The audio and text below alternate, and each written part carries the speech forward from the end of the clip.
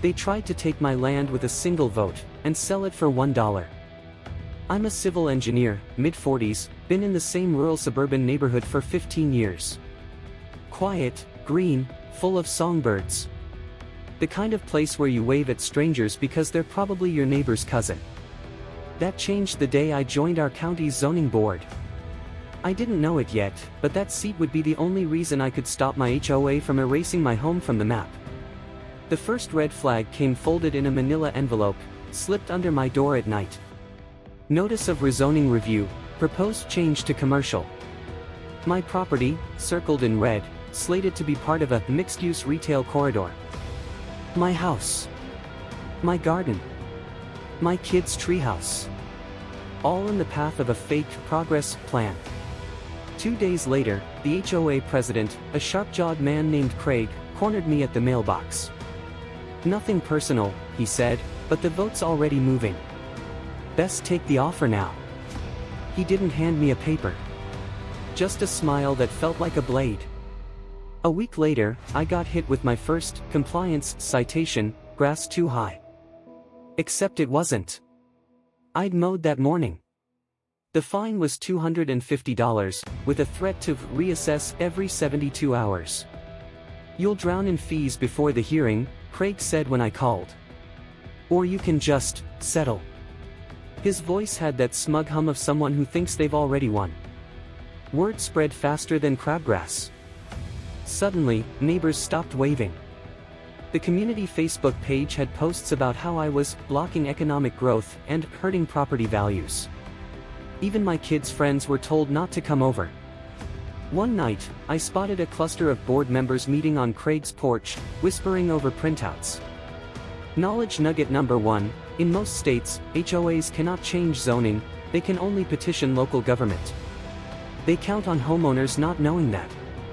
Then came the twist. During a zoning board meeting I attended, a motion popped up I'd never seen before, consolidation of parcels for redevelopment initiative. And the person presenting it? Our HOA's attorney. But when I checked the filing, the sponsor wasn't the HOA, it was a shell LLC registered in Delaware. And guess whose name was on the incorporation papers? Craig's brother-in-law. This wasn't about beautification. It was a land grab. The plan was to rezone, buy my property for pennies under eminent domain, and flip it to developers. The retail corridor? A casino project masked as family entertainment. I thought it couldn't get dirtier, until a letter from the county tax office arrived. According to them, there was a clerical error in my deed from 1998, meaning my property line might not include the back acre where my well and septic systems sit.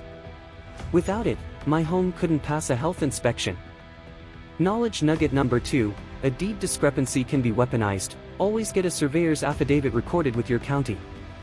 I was staring at a financial guillotine. No water system meant no sale, no refinance, no bargaining power. And the HOA knew it. I caught one of their landscapers photographing my backyard at dawn. My mailbox was pried open, twice. Screenshot this clause and tag a friend who needs HOA armor. All zoning changes must be publicly noticed and heard before a vote. Non-compliance voids the action. That's when I shifted from defense to counterstrike. I dug up my old engineering contacts, got a certified survey done, and pulled 20 years of zoning board minutes. Every shady variance, every closed-door meeting, it was all there. I filed a formal ethics complaint with the state attorney general. I had allies now, 2 board members who hated Craig's tactics, a local journalist who'd been tracking casino lobbyists, and a retired judge who lived 3 streets over. We planned our hit in layers. First, leak the Shell LLC documents to the press. Second, file for an injunction citing conflict of interest. Third, make damn sure the county zoning board hearing happened in full public view. By the time the hearing came, the air outside the courthouse buzzed like a hornet nest. Cameras, protest signs, even a drone overhead.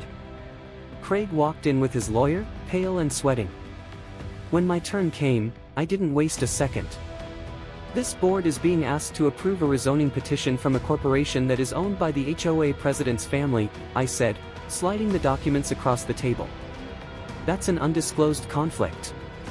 And it violates state ethics law. The room erupted in murmurs.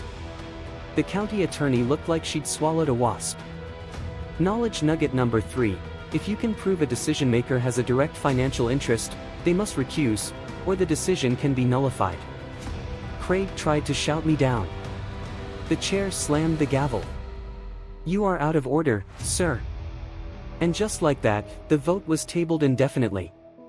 2 months later, the Attorney General's office opened an investigation into misuse of HOA funds. Apparently, our maintenance reserve had been drained into payments to that shell LLC.